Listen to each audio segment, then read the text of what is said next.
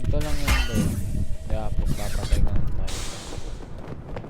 Unahin mo, pagbaguhan ka lang. Pwede dito.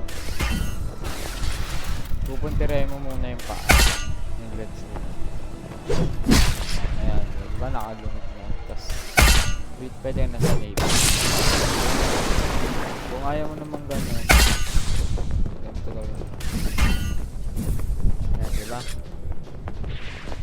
Pwede mo dito sa ulo. Tapos, yan, may distance sila. Kaya, ganun lang rin.